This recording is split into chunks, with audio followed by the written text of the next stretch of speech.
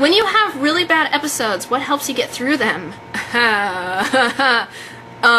Let's see. Michael holding me down until I stop trying to hurt myself and him, until I get to the part of my attacks where I'm not dangerous anymore and I'm just screaming and sobbing, and then he has to hold me and comfort me. Medication. Medication is what helps me get through it, because I don't have them. I know the alternative to medication. I know what I'm like when I'm off it. No, not gonna risk it. For any reason, gotta stay on the medication. It's scary. Do you think that some Reitannites are annoying? Don't take offense to this, please. Some are.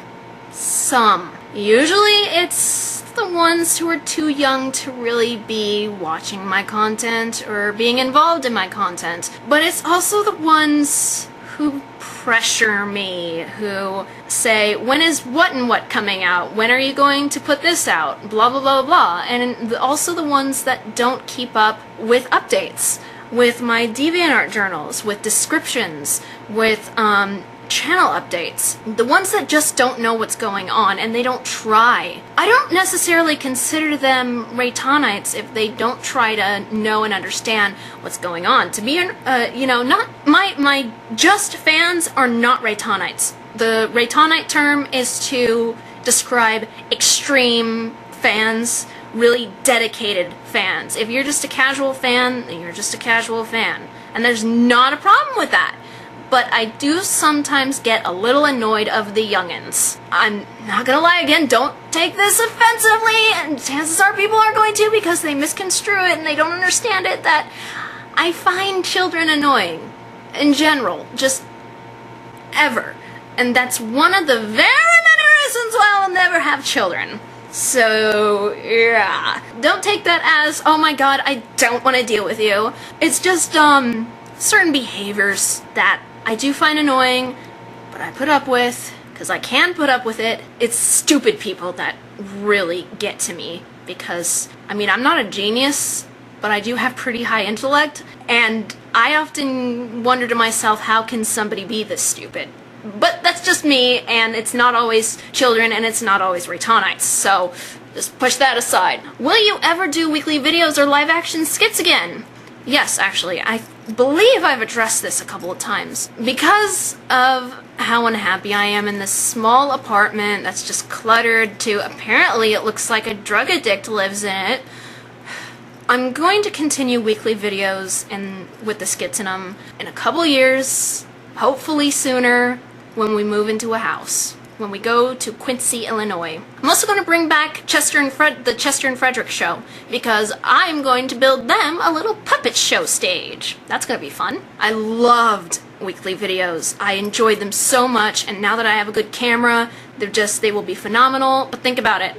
When I'm in a house and stuff, I can get an actual green screen instead of that stupid throw over there. I will have so much more room and so much more light, because we will actually be able to open drapes. You know, we keep our drapes closed because we are afraid of people seeing all of our nice things and deciding that they want our nice things. So, yeah, it's gonna be a while, guys. And I know I said I'd bring them back after I got my medication back, but I had to look at the bigger picture and I'm like, they're not gonna be as good as they could be.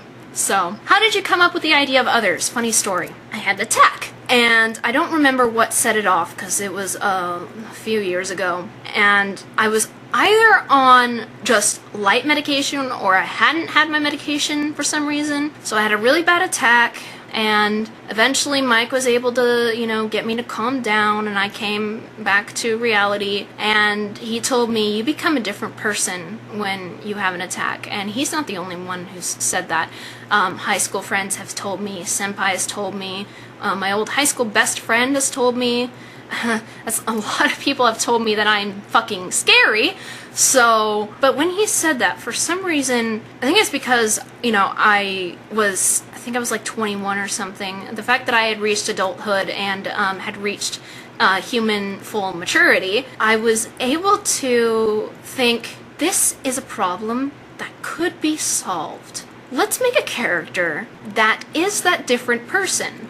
That is that person that I become when I have an attack. And so originally it was just Anna tier. She represented my manic depression as a character, but I never really thought of her as the disorder itself until later. I don't exactly remember. I think it was, Senpai and I had a huge fight to where we weren't talking for about a year, and that's because, you know, she has borderline personality disorder, and things started to conflict. It was both our faults.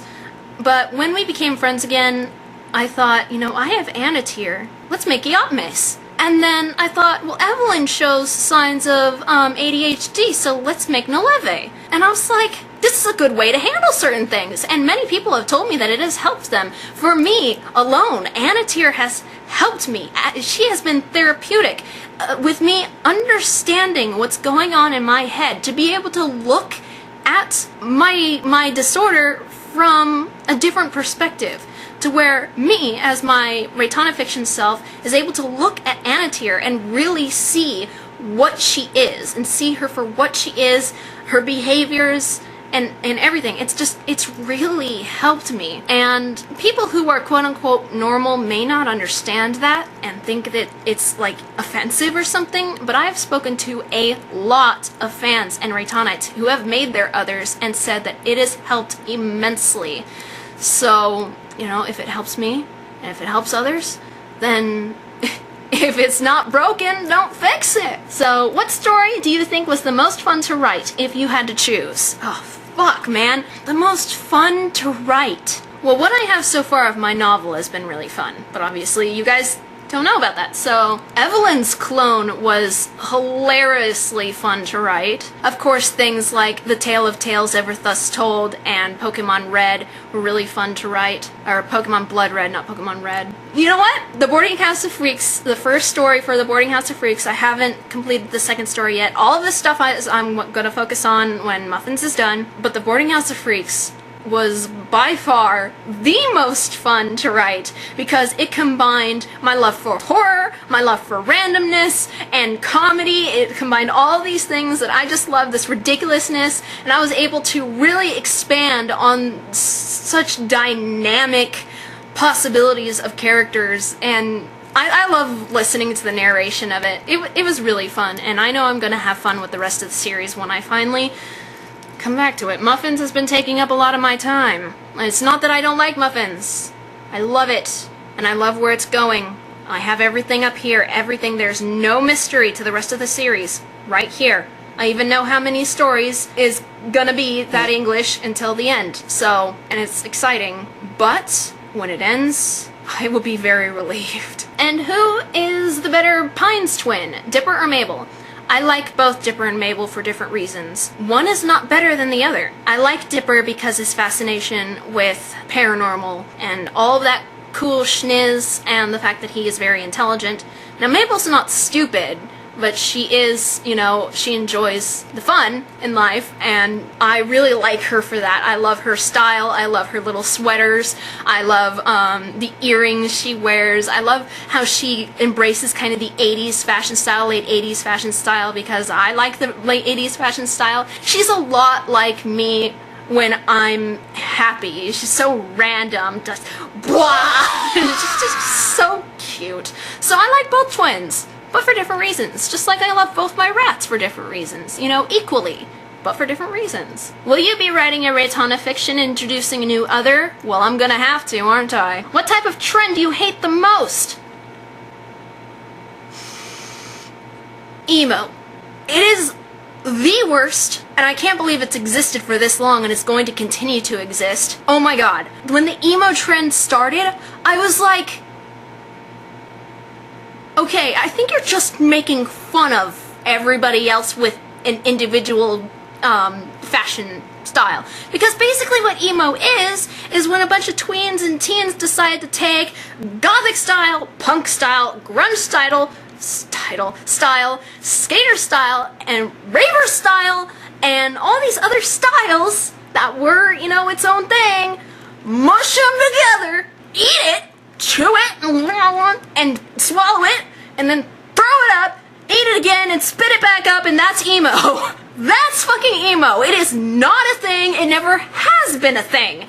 And it's dumb. It's dumb because people who claim to be emo say that they're emo because they're depressed and they like dark stuff and they want to be a murderer, and oh my god, I'm so dark and mysterious, and I cut myself, and I have all of these, mental disorders. Now, I'm not saying that every single emo is being a poser like that. I'm not saying that, because people do have mental disorders. But the thing is there are people with mental disorders like myself who are not emo. Yet anybody, because of the emo trend, anybody who shows any sadness is emo. Anybody who has an actual mental disorder is emo. Anybody who self-harms or is suicidal is emo. And no matter what you wear, unless you're wearing a business suit or you're dressing up like a hip gangster wannabe, you're fucking emo. If you're born with black hair, you're emo. You know what? It doesn't matter what you are, and I wrote a blog about it. It doesn't matter how you dress, but you're apparently emo. Now, I had a gothic phase. Gothic. And I also had a raver phase, which both I use in I don't go by any label anymore because I'm an adult and I'm not a teenager, and that was in high school. But I do have elements from different styles, from different labels that I wear. Raver, gothic, punk, grunge, tomboy, because I did have a tomboy phase. Part of my brain is a boy. I think like a boy sometimes. And preppy styles. And then rocker styles. I dress however I want, not to be different or individual, because I'm not unique. I'm not special. There are a lot of people who dress like me, but I don't do it to stand out. I do it because I am attracted to those things. When I see something, like when I saw this, I was like, oh, it's so cute, I want it! I want it because it looks good. I want it because it's cute, and I want it because I know I can pull it off. But the emo trend, I know not every single person who considers themselves emo fits the stereotype. Not everyone who has that stereotype fits under that stereotype. Not every black person robs banks. Not every white person is white trash. Not all Asians are bad drivers, and not all rednecks are, against homosexuality and stuff like that. But it's the people who fit those stereotypes that give that group a bad name. And emos are the worst offenders, especially since it mainly consists of tweens and teens that don't understand. They don't understand. They just don't understand.